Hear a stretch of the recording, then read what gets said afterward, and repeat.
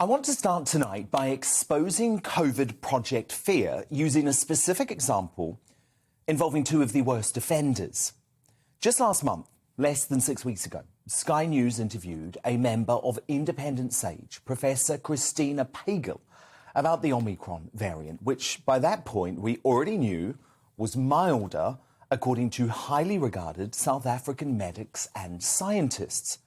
But in this interview, unchallenged by Sky News, Pagel said we have plenty of reason to think this could be the worst variant yet. I mean, the timing couldn't be worse. I mean, it really couldn't be worse. We're in the middle of winter. It's the Christmas season. It's when, as your reporter was saying, the hospitality industry in particular is hoping to make up some losses. And we're all getting ready for Christmas. I mean, it is the worst timing, but that's the way it's fallen. I mean, we can't change that. And we have plenty of reason to think this could be the worst variant yet. So, yeah, I think it's not proportionate. We do have to act as if it's worse. And unfortunately, that means I think the government should be footing the bill to support those industries as we put in a few more measures.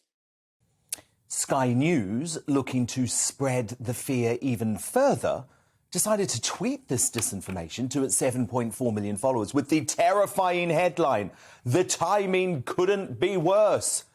And they even added to that fear by calling this woman a member of Sage rather than a member of Independent Sage, which, by the way, is not officially recognised. Of course, we know by now that both Pagel, the left-wing activists of Independent Sage, Sage itself, Sky News, Wes Streeting, the Labour Party, Michael Gove and everyone else warning of dire consequences from Omicron were dead wrong. In fact, it is providing us the path out of this pandemic. But the reason I wanted to use this specific example tonight is that it shows we should never listen to the fear factory again. These folks simply regurgitated dire COVID warnings for 23 months, dismissing positive data suggesting Omicron itself isn't a deadly variant for the vast majority, and it is time they are called out for it publicly. It's also why Boris Johnson must ditch all Plan BS measures next week. We know now they are futile at stopping the spread of the highly transmissible Omicron. They are economy and life destroying, and they were never needed in the first place. The time has come to ignore those who have got it wrong throughout this pandemic, like that mad woman for an Independent Sage. And that's why I am very disturbed to read today the usual morons are encouraging Boris to keep the country muzzled.